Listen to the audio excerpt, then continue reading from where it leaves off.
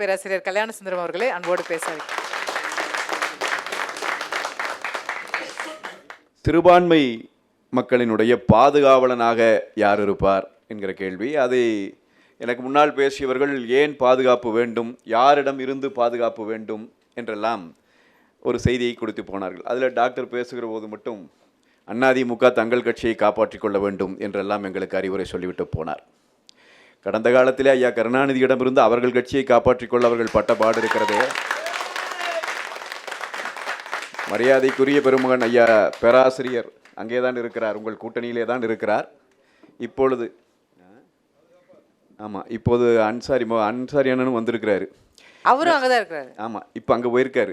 ஆனால் அவங்க 2 பேர் ஒரே கட்சியில் தான் ஒரு காலத்தில் இருந்தாங்க. வரலாறுகளை எடுத்து பார்த்தால் யார் கட்சியை யாரிடமிருந்து யார் காப்பாற்றுவது என்பது தெரிய வரும். எனவே அது ஒரு பக்கம். எனக்கு முன்னால் அபூபக்கர் அவர்கள் குறிப்பிட்டு சொன்னார், எல்லா கட்சியிலும் சிறுபான்மையினர் அணி என்று வைத்திருப்பார்கள், அந்த அணியிலே தான் சிறுபான்மையினருக்கு இடம் கொடுப்பார்கள் என்று சொல்லி நான் சொல்லுகிறேன். பிறந்து 54 ஆண்டுகளை தொட்டிருக்கிற அனைத்து இந்திய அண்ணா திராவிட முன்னேற்ற கழகம், 31 ஆண்டுகள் இந்த நாட்டை ஆண்டு இருக்கிற அண்ணா திராவிட முன்னேற்ற கழகம் தன் கட்சியினுடைய தலைவராக தமிழ் மகன் ஹுசைன் அவர்களை நிறுத்தி இருக்கிறது. அவர்தான் கட்சியின் தலைவர். எங்கள் பொதுச் செயலாளர் வந்தாலும் அவர் வந்து மரியாதை கொடுக்க வேண்டிய இடத்திலே கட்சியினுடைய அவைத்தலைவராக இருக்கிறவர் தமிழ் மகன் ஹுசைன். அது அவருடைய மதத்திற்காக என்று நான் சொல்ல மாட்டேன். உண்மையிலேயே எந்த மதத்தில் பிறந்திருந்தால் என்ன, இந்த மக்களுக்காக கட்சிக்காக உழைத்ததால் அந்த இடத்திற்கு வந்து சேர்ந்தார். அது அதிமுகவினுடைய அடிப்படை குணம். எனவே இங்க பிரச்சனை என்ன? உண்மையில வந்து டாக்டர் சொல்லுகிற போது சொன்னார், இங்கே வந்து யாரால் பிரச்சனை, யாராலும் பிரச்சனை இல்லை. தமிழ்நாடு யார் ஆட்சி செய்த காலத்திலுமே மதச்சகிப்பு தொன்மை கொண்டிருக்கிற ஒரு நாடு. இந்த மக்கள் அப்படியான மக்கள் தான். வடக்கே இருக்கிற பிரச்சனைகளை அவர் அங்கே சொல்லுகிற போது கூட என்ன வாதம் வச்சிருக்கணும், அதிமுக ஆட்சி காலத்தில் இவ்வளவு கலவரம் நடந்துச்சு, அதிமுக ஆட்சி காலத்தில் இஸ்லாமியர்களுக்கு எதிராக இவ்வளவு பிரச்சனைகள் சொல்லி இருக்கணுமா இல்லையா? சொல்லவே இல்லை. என்ன சொன்னார்? மணிப்பூரிலே நடந்தது, பீகாரிலே நடந்தது, வெஸ்ட் பெங்காலிலே நடந்தது, தமிழ்நாட்டிற்குள்ளே. நான் சொல்லுகிறேன், அண்ணா திராவிட முன்னேற்ற கழகத்தின் ஆட்சி காலத்திலே ஒரு நாளும் இங்கே வாழுகிற மத வழி சிறுபான்மையின மக்களுக்கு எதிரான எந்த குற்றங்களும் அனுமதிக்கப்பட்டதில்லை. இவர்கள் ஆட்சிக்கு வந்து நாங்கள் பாதுகாப்பாக இருப்போம் என்று சொல்லி ஆட்சிக்கு வந்து இங்கே ரஹமத் நகர்ல அந்த 400 குடியிருப்புகளை இடிச்சு தள்ளினது யார் ஆட்சி காலம்? 10 தலைமுறையா வாழ்ந்துட்டு இருக்கிறாங்க இஸ்லாமியர்கள். அவருடைய பூர்வீக இடம் திசையன் விளையில 1100 ஏக்கர். அண்ணா ஏத்துக்கு வர மறுப்பார், அடுத்த சுற்றுல சொல்லுங்க. 1100 ஏக்கர் தர்காவுக்கு கொடுத்துடணும்னு நீதிமன்ற உத்தரவு வந்துருச்சு. கொடுக்க மறுப்பது இதே தமிழ்நாடு அரசு. ஏதாவது கேட்டா நாங்க தான் பாதுகாப்பு. சிஏஏ பற்றி அடுத்த சுற்றில் நான் சொல்கிறேன். அண்ணன் எனக்கு அந்த குற்றச்சாட்டை வச்சார், சொல்கிறேன். ஆனால் அந்த சிஏஏ வந்த பொழுது எங்கள் புரட்சி தமிழர் எடப்பாடியார் சொன்னதை நான் சொல்லுகிறேன், எந்த சட்டம் வந்தாலும் சரி தமிழ்நாட்டிற்குள்ளே இருக்கிற ஒரு மதவழி சிறுபான்மையினத்தை சேர்ந்த ஒருவர் பாதிக்க கூட நாங்கள் அனுமதிக்க மாட்டோம். அதிமுக அரணாக இருக்கும் என்று சொன்னார். என்றைக்கும் இருந்திருக்கிறது, இன்றைக்கும் இருக்கிறது, நாளைக்கும் இருக்கும். எனவே யாரு கண்டும் பயப்படாதீர்கள், எந்த பிளாக்மெயில் கண்டும் பயப்பட வேண்டிய தேவையில்லை. அண்ணனாக இருந்தா இல்ல, அண்ணனாக எப்பொழுதும் இருக்கிறேன். ஆமாம், எப்போதும் அண்ணன். உண்மையிலேயே எல்லாருக்கும் அந்த 10 நிமிடம் பேசுவது அந்த நேரத்துக்குள்ளே முடிக்க முடியாத சிக்கல் இருந்தது. என்னுடைய பேச்சில் பாதிக்கு மேலான நேரத்தை தம்பி உண்மையிலேயே குறைத்து அருமையாக பேசி அதை கொண்டு வந்துட்டார். அவர் சொன்ன செய்திகளை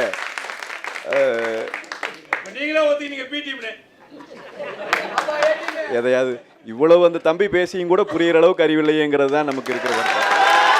பரவாயில்ல. அதனால திராவிட முன்னேற்ற கழகம் இங்கே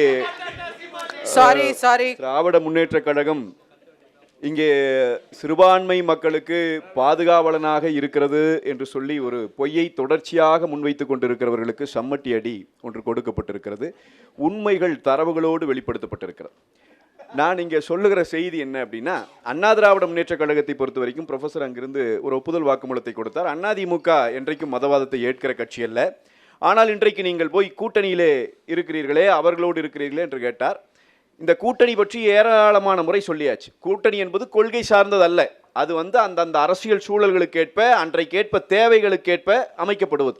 எனவே கொள்கைகள் வேறு, கூட்டணிகள் வேறு. நான் மீண்டும் ஒரு முறை அழுத்தம் திருத்தமாக சொல்லுகிறேன், அண்ணா திராவிட முன்னேற்ற கழகத்தினுடைய ஆட்சி நடைபெற்ற காலங்களில் எல்லாம் தமிழ்நாடு அமைதி பூங்காவாக பாதுகாக்கப்பட்டிருக்கிறது. அது இஸ்லாமியர்கள் கிறிஸ்தவர்கள் என்று அல்ல, மதவழி மொழி வழி சிறுபான்மையின மக்கள் எந்த விதமான அச்சுறுத்தலும் இல்லாமல் தமிழ்நாட்டிலே வாழ்ந்திருக்கிறார்கள். அதுதான் அதிமுகவினுடைய வரலாறு. இப்ப அந்த திருப்பரங்குன்றம் பிரச்சனை கூட இன்றைக்கு பேசுபொருளாக இருக்கிறது. இன்றைய விவாதத்திலே கூட இந்த திருப்பரங்குன்றம் பிரச்சனையிலே முதலில் இந்த பிரச்சனை காரணம் யார்? இதுக்கு முன்னாடி தீபம் ஏற்றப்படலையா? இதுக்கு முன்னாடி அங்கே அசைவ உணவு சாப்பிடப்படவில்லையா? அதெல்லாம் எல்லாம் நடந்துட்டு தான் இருந்துச்சு. சிக்கல் எங்கே வந்தது? கொரோனா வந்துச்சு, எல்லா கோயில்களும் மூடப்பட்டது, எல்லாம் நிறுத்தப்பட்டுச்சு. கொரோனா முடிஞ்சுன்னே ஸ்டாலின் அவர்களினுடைய ஆட்சி, திமுக ஆட்சி வருகிறது. இவர்கள் உள்ளே போகிறார்கள். அசைவ உணவை சாப்பிட போகிறவர்களை தடுத்து நிறுத்தி முதல் பிரச்சனையை கொண்டு வந்ததே ஸ்டாலின் கவர்மெண்ட் தான், போலீஸ் அதிகாரி தான். பிரச்சனை வந்தாச்சு. பிரச்சனை வந்த பிறகு நீதிமன்றத்திற்கு இவர்கள் போகிற போது இவர்கள் கேட்பது என்ன? அங்க வந்து போராட்டம் நடத்தணும்னு கேட்கிறாங்க. இவங்க 144 ஏற்கனவே போட்டிருக்கிறாங்க. நீதிமன்றத்தில் அரசு வழக்கறிஞர் என்ன சொல்றார்? 144 போட்டிருக்குங்கிறார்.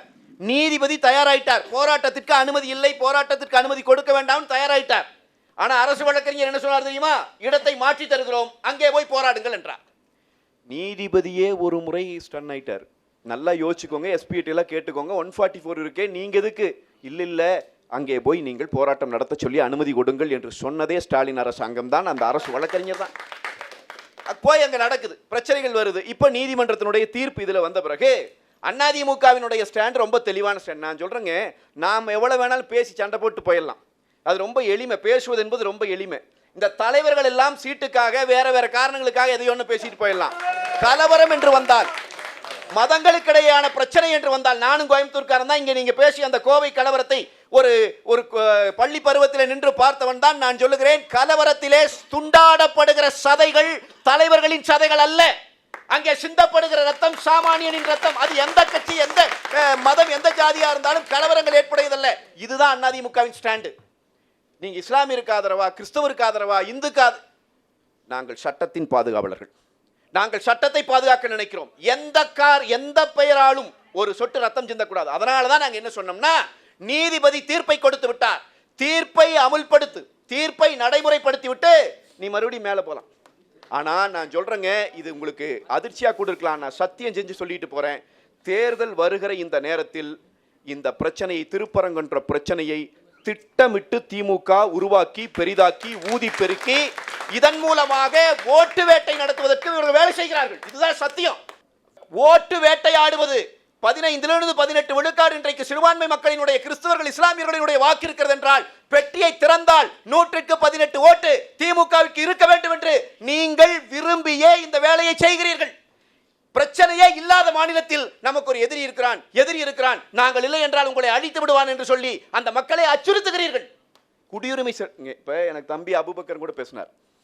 அந்த சிஏஏ பிரச்சனை நடந்து கொண்டிருந்த போது, என்ஆர்சி பிரச்சனை இருந்தபோது, திரிபுரா மாநிலத்திலே நடந்த அந்த தேசிய இனங்கள் அந்த அவங்களுடைய கூட்டமைப்பு நடத்திய மாநாட்டில் நான் தான் கலந்துக்கிட்டேன், நாம் தமிழர் கட்சி சார்பா. உண்மையில் அங்கே என்ன நடந்துச்சு? இன்னைக்கு கூட அந்த படங்கள் இருக்கு, எடுத்து பாருங்க. நான் உட்காந்துருப்பேன், என் தலைக்கு மேலே இம்ப்ளிமெண்ட் என்ஆர்சின்னு இருக்கும், இம்ப்ளிமெண்ட் என்ஆர்சின்னு இருக்கும், என்ஆர்சியை கொண்டு வாருங்கள்னு இருக்கும். ஏன் அங்க இருக்கிற பிரச்சனை எப்படியா? திரிபுரால இன்னைக்கு எடுத்துட்டீங்கன்னா, அவன் திரிபுரா இந்தியா விடுதலை அடைகிற போது இந்தியாவின் ஒரு பகுதியே இல்லை. அது பிறகு அந்த நாடு நம்மோடு சேர்ந்து கொண்டது. சேருகிற போது 81 விழுக்காடு சொந்த குடிமக்கள். அங்கே இன்னைக்கு அங்க 18 விழுக்காடு சொந்த குடிமக்கள். முழுக்க பங்களாதேஷில் இருந்து வந்து அவருடைய நாட்டை பிரித்துக் கொண்டார்கள் என்பது திரிபுரா மக்களின் கோரிக்கை, போராட்டம். அதுக்கு என்ஆர்சி அங்க இம்ப்ளிமெண்ட் பண்ணப்படுது. அப்ப நாடு முழுக்க இந்த குடியுரிமை பிரச்சனைகளை தீர்ப்பதற்கு கொண்டு வருகிற போது தமிழ்நாட்டிலே இருக்கிற எந்த மாற்று மதத்தை சார்ந்தவர்களும் பாதிப்புக்குள்ளாக மாட்டார்கள் என்கிற சத்தியத்தை அன்றைக்கு செய்து கொடுத்தவர் எங்களுடைய பொதுச் செயலாளர் புரட்சி தமிழர் எடப்பாடியார். எனக்கு முன்னாடி தம்பி கேட்டார்ல, என்ஐஏ ஆதரிச்சு திமுக, அந்த என்ஐஏல கடந்த ஆண்டு, அதுக்கு முந்தைய ஆண்டு கோயம்புத்தூர்ல இஸ்லாமிய இளைஞர்கள் கைது செய்யப்பட்டார்கள் இல்லையா? திமுக ஆதரிக்கிறதா எதிர்க்கிறதா? வாய் திறந்து பேசி இருக்கிறார்களா? இஸ்லாமிய சிறை கைதிகள் சம்பந்தமான விஷயத்துல எவ்வளவு இரட்டை வேடம், 40 பேர் விடுதலை சொன்னா அப்புறம் 700 பேரை நாங்க விடுதலை செய்வோம்னு சட்டமன்றத்தில் தீர்மானம். அந்த தீர்மானத்திலே ஒரு வரி என்ன போடுறாங்க? மத சம்பந்தமாகவும் தீவிரவாதம் சம்பந்தமா ரெண்டும் போட்டு அது சம்பந்தப்பட்டவர்களே விடுதலை இல்லை. வேற எந்த இஸ்லாமியர் விடுதலை செய்வேன்? நீங்க எத்தனை பேர் விடுதலை செஞ்சீங்க? நாங்க இஸ்லாமியர்கள் விடுதலை குறித்து எங்களுடைய தேர்தல் அறிக்கை இவங்க கொடுக்கும்போது நாங்க தெளிவா சொல்லியிருக்கோம். அன்னைக்கு எதிர்க்கட்சியின் ஆதரவு இல்லை. எங்க மாநாட்டில் எங்க பொதுச் செயலாளர் பேசியிருக்காரு. என்ன தெரியுமா கேட்டார்? எதிர்க்கட்சியாகிய நாங்கள் இப்பொழுது ஏற்றுக்கொண்டு விடுதலை செய்யலாம் என்று சொல்லுகிற போது ஆளுங்கட்சிக்கு என்ன பிரச்சனைன்னு கேட்டார். நீங்க ஆளுங்கட்சியா இருக்கும்போதே பண்ணிருக்கலாமே. அவங்க எதிர்க்கட்சியா இருந்தா அது துணை போயிருக்கோம்ல. இப்ப அதிமுக துணை இருக்கிறது என்பதை நாங்கள் சொன்ன பிறகும் கூட ஏன் நீ உமாட்ட வாக்குறுதி கொடுத்தது நீங்க, உங்களுடைய தேர்தல் அறிக்கையில வாக்குறுதி கொடுத்தது நீங்க. எனவே நான் முதல் சுற்றில் குறிப்பிட்டதைப் போல இஸ்லாமிய மக்களுக்கும் கிறிஸ்துவ மக்களுக்கும் ஏராளமான நலத்திட்டங்களை கொண்டு வந்து அதை நிறைவேற்றி இந்த மண்ணின் மக்களாக நாம் எல்லாரும் 8 கோடி தமிழர்களும் ஒன்றாய் நிற்போம் என்கிற கருத்தை மீண்டும் மீண்டும் வலியுறுத்துகிற அனைத்திந்திய அண்ணா திராவிட முன்னேற்றக் கழகம் தான் சிறுபான்மை மக்களினுடைய பாதுகாவலன். மக்கள் அதை புரிந்தே இருக்கிறார்கள். 26 தெரியும். நன்றி, வணக்கம்.